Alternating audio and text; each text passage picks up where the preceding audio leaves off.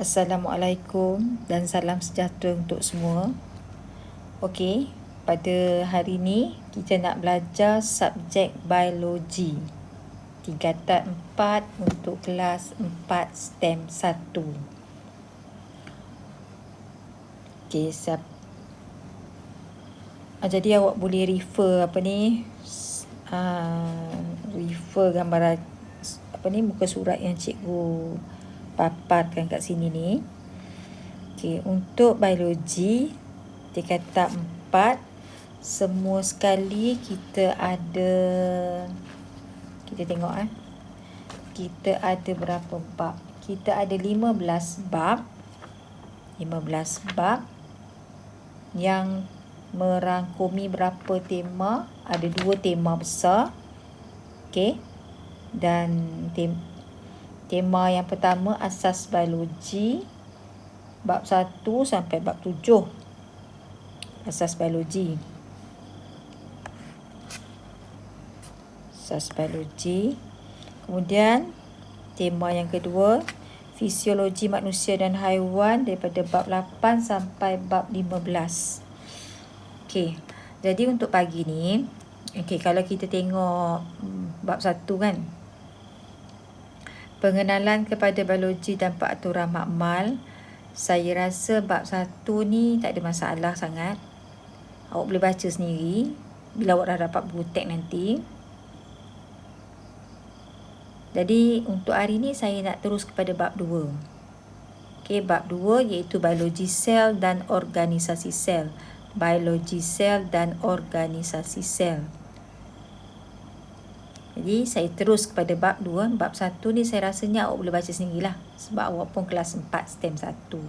Yang mudah-mudah je. Pengenalan kepada biologi dan peraturan makmal ni. Sangat senang. Okey, jadi kita nak cepat ya. Okey, kita tengok muka surat seterusnya. Bab 2.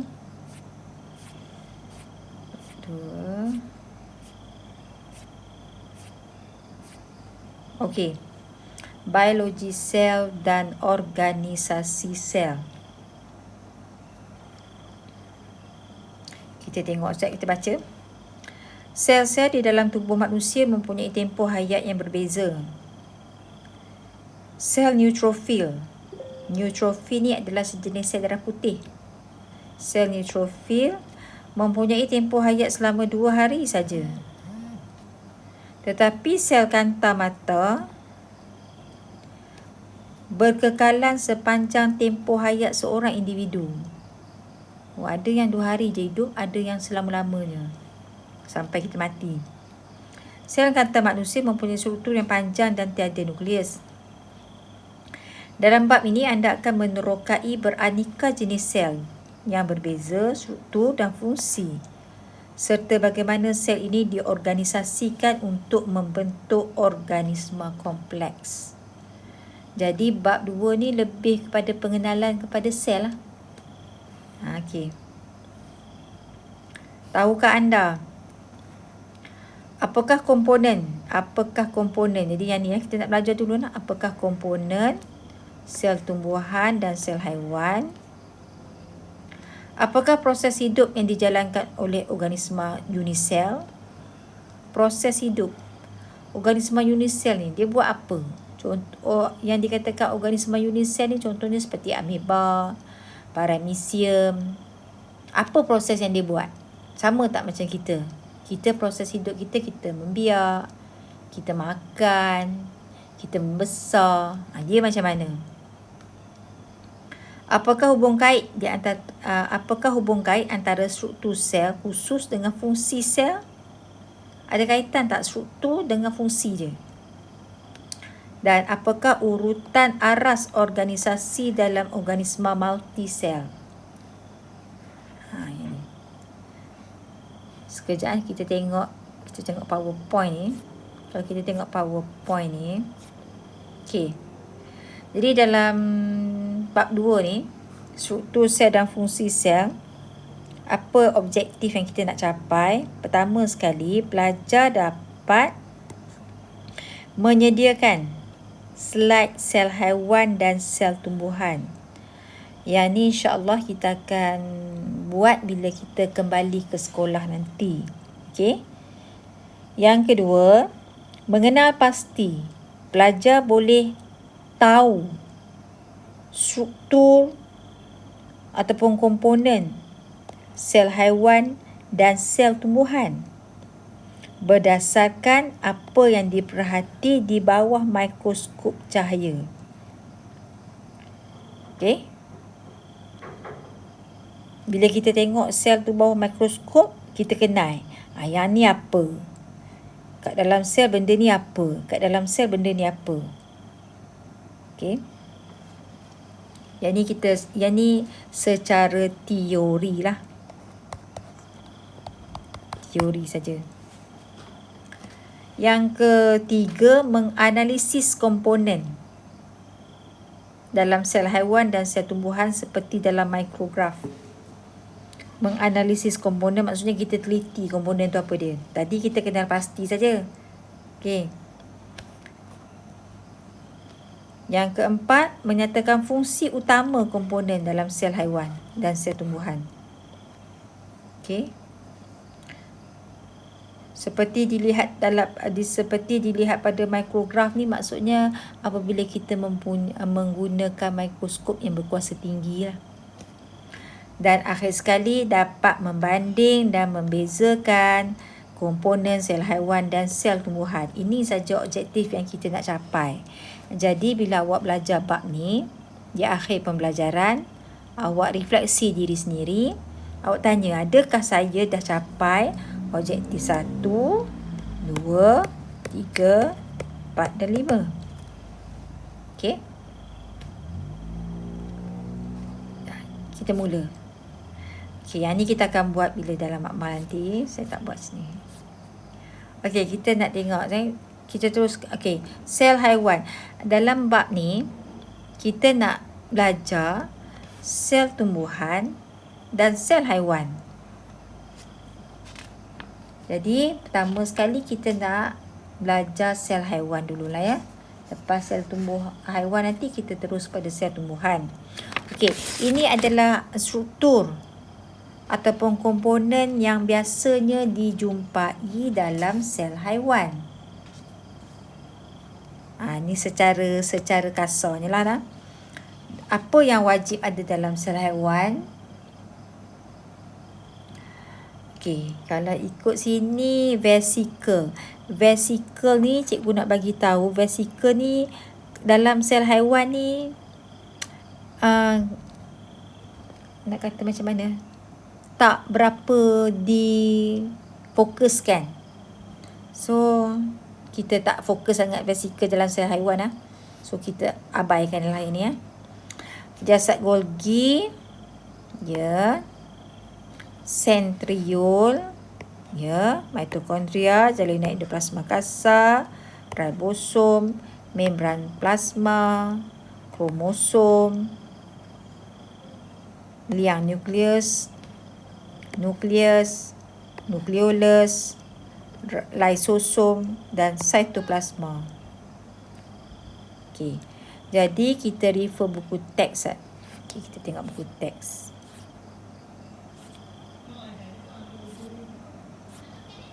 Okey.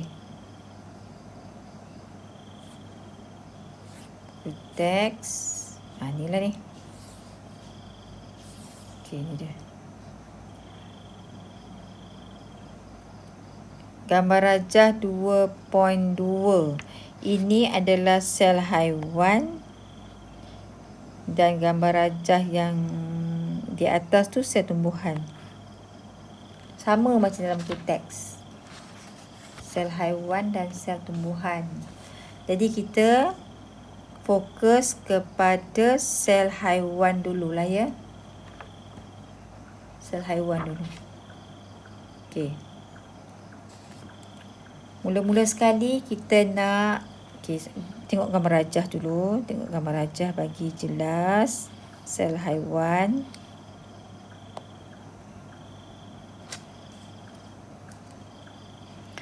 Okey, kita nak fokus komponen yang pertama iaitu membran plasma. Membran plasma. Yang mana membran plasma? Membran plasma yang mana? Lapisan yang paling luar lah. Kat sini dia tak labelkan membran plasma lah. Ni. Oh tak ada kat sini. Tapi lapisan yang paling luar lah. Okay, ni membran plasma. Membran plasma. Okay, membran plasma. Okay, apa dia ciri dia? Membran luar. Membran yang paling luar. Yang menyelaputi keseluruhan kandungan sel. Okay, bahan utama dia protein, fosfolipid. Nipis, kenyal dan bersifat separa telap. Bersifat separa telap ni istilah lama. Yang baru ni sekarang dia bersifat telap memilih. Jadi tukar istilah ni. Telap memilih. Bersifat telap memilih. Ni yang paling sesuai lah.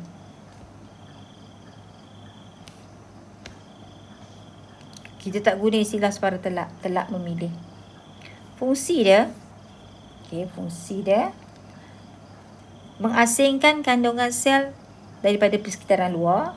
Biasa. Mengawal pergerakan. Mengawal pergerakan. Mengawal pergerakan. Ambil color lain. Mengawal pergerakan bahan masuk ke dalam dan keluar daripada sel. Dia macam pengawal sekolah. Macam pakcik kat sekolah. Ada yang boleh masuk. Ada yang tak boleh masuk. Ada yang boleh keluar. Ada yang tak boleh keluar. Okay. Dia juga membenarkan pertukaran nutrien, gas respirasi, bahan buangan di antara sel dengan persekitaran. Okay, tak apa. Ini membran. Maksudnya lapisan yang paling luar lah membran tu. Membran plasma. Dalam buku teks ada dia bagi tahu. Kat sini macam tak ada gambar pula membran plasma. Tapi lapisan yang paling luar. Kita boleh label ke yang ni lah. Ni lah membran plasma ni. Ni membran plasma.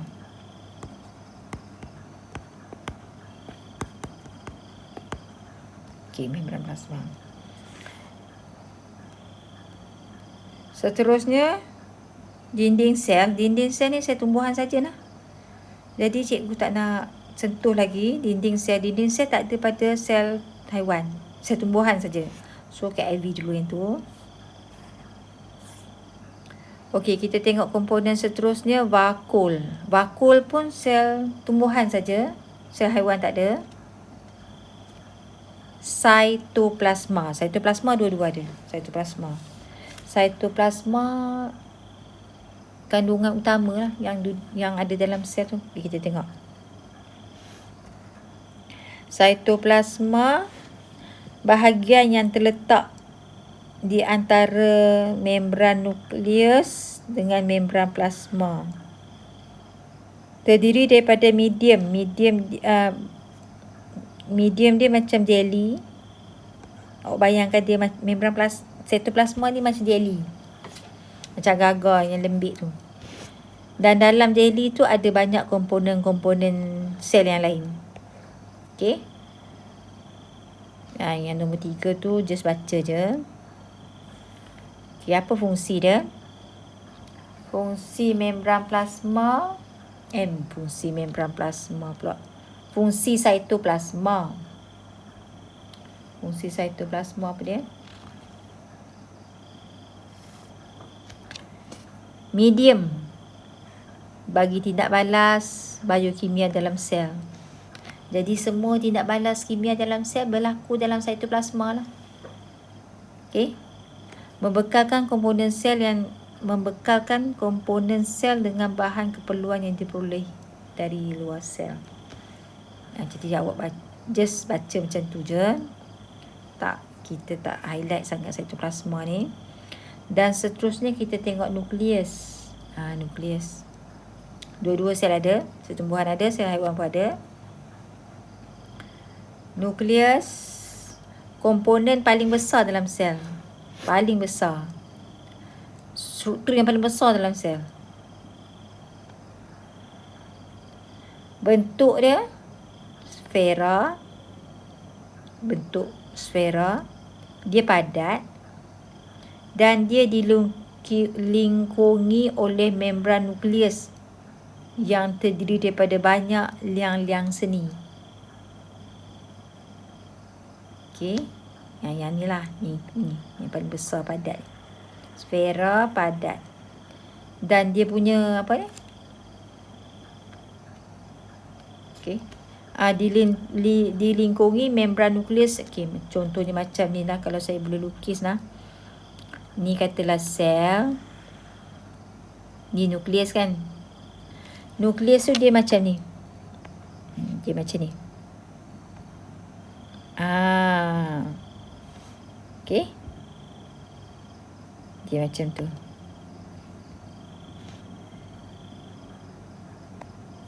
Okey. Alamak, dah terpadam pula dah. Okey, dia macam ni. Dia macam ni. Macam tu.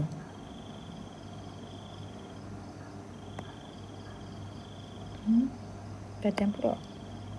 Bila sekali saya lukis. Macam ni lah. Senang lah nak kata. Hilang pula.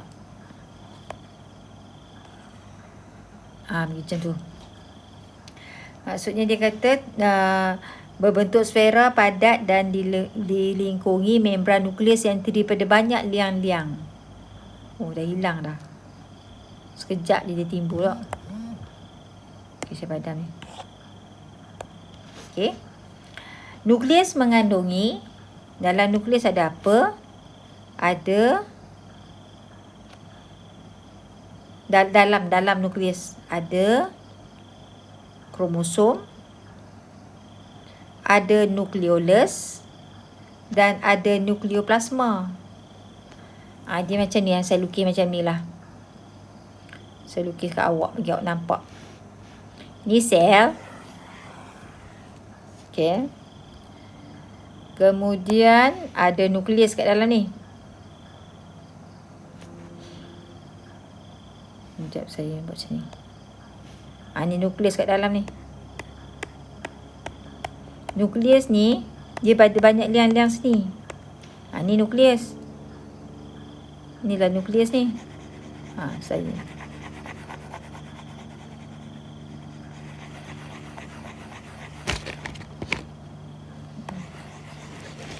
Macam mana betul tu saya lukis ni. Macam ni lah. Nukleus.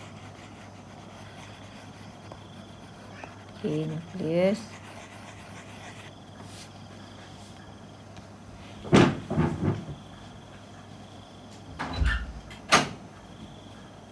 Yes.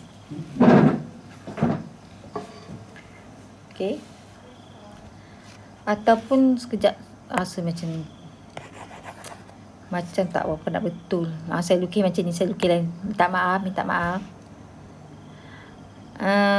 Macam ni lah. Ni nukleus. Buat macam ni. Ni membran nukleus kan. Membran nukleus. Dia ada banyak liang seni. Okay. Ni liang seni dia tu. Lepas tu kat dalam dia ada apa? Ada kromosom. Ada kromosom. Kromosom ni kita buat kali lain pula. Ni kromosom. Inilah kromosom. Apa dia kromosom? Nanti kita belajar kromosom. Untuk manusia bilangan dia adalah 46. Kromosom ada 46 untuk manusia. Okay, manusia. Kemudian kita ada nukleolus. Ni nukleolus. Ni apa? Nukleolus. Kemudian kita ada nukleoplasma. Nukleoplasma tu yang mana? Okey, nukleoplasma. Saya buat color mana?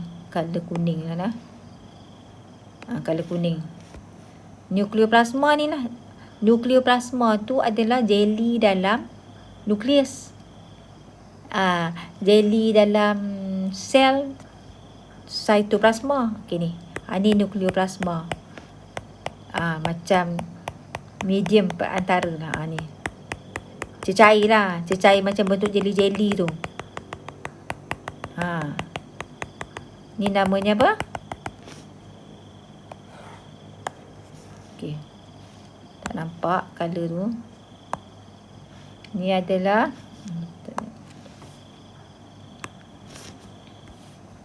nukleoplasma.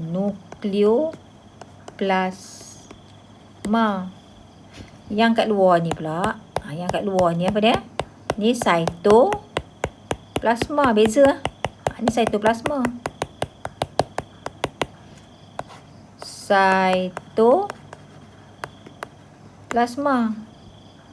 Cytoplasma dalam sel. Nukleoplasma cecair dalam nukleus. Tu dia. Harap awak jelas. Okay. Kemudian kita tengok fungsi dia. Dia mengawal segala aktiviti sel. Dia macam ketua lah. Jadi maksudnya ketua untuk sel adalah nukleus. Dan dia mempunyai kromosom yang mengandungi DNA. DNA inilah yang akan menentukan ciri sel tersebut dan fungsi sel tersebut. Sel tu, apa fungsi dia berdasarkan kepada DNA yang ada dalam sel tu. Okay. Habis nukleus, mitokondria. Mitokondria dua-dua ada. Sel haiwan ada, sel tumbuhan ada. Kalau tadi berbentuk sfera, sekarang dia berbentuk rod. Selalunya dia bentuk rod. Buku ni kata bentuk rod atau sfera kan. Tapi kita boleh katakanlah dia berbentuk rod. Dia lebih pada berbentuk rod. Bentuk rod ni bentuk macam ni. Bentuk macam tu. Terdiri daripada dua lapisan membran. Iaitu membran dalam yang licin dan membran dalam yang berlipat-lipat. Okey, macam ni kalau cikgu boleh lukis lah ya. Macam tadi ni. Okey, saya ambil pen color lain pula. Okey, macam ni. Okey, ni mitokondria. Bentuk rod. Yang dalam, yang lapisan luar tu licin. Yang dalam dia macam ni. Ni membran dalam. Tapi dia macam berkedut.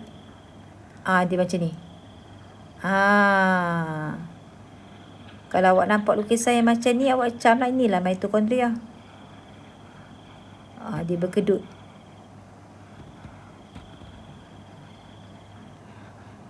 Okey, macam tu lah. Lapisan dalam berlipat-lipat, sementara lapisan luar dia licin. Kan? Okey, dia macam ni. Okey, apa lagi? Itu gambar rajah dia ni. Mengandungi enzim. Dalam mitokondria ni banyak enzim yang terlibat dalam respirasi sel. Okey, tak apa. Fungsi dia. Dia adalah tapak penjanaan tenaga. Nanti yang saya nak awak tuliskan nota lah, saya rasa. Saya nak awak tulis nota. Jadi kita tulis yang penting-penting saja nah. Macam mana? Tak apa, kita belajar dulu. Tapak penjanaan tenaga Tapak penjanaan tenaga ni tapak untuk dia, mitokondria ni adalah tempat untuk sel tu hasilkan tenaga. Proses nak hasilkan tenaga adalah proses pengoksidaan makanan. Maksudnya makanan tadi dibakar. Contohnya pengoksidaan glukosa semasa respirasi. Macam mana ni, tak faham Tak faham. Okay, macam ni. Dalam mitokondria ni, kat dalam ni akan berlakunya proses pengoksidaan makanan, iaitu glukosa bergabung dengan oksigen menghasilkan karbon dioksida, air dan tenaga. Okey. Ini namanya okey.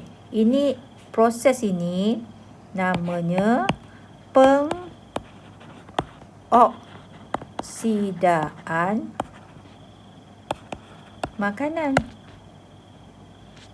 Dia punya main produk dia adalah tenaga.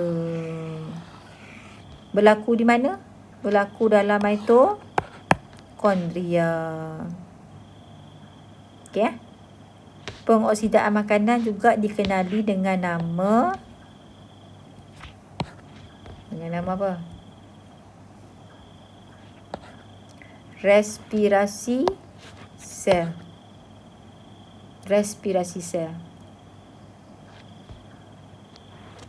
Okey.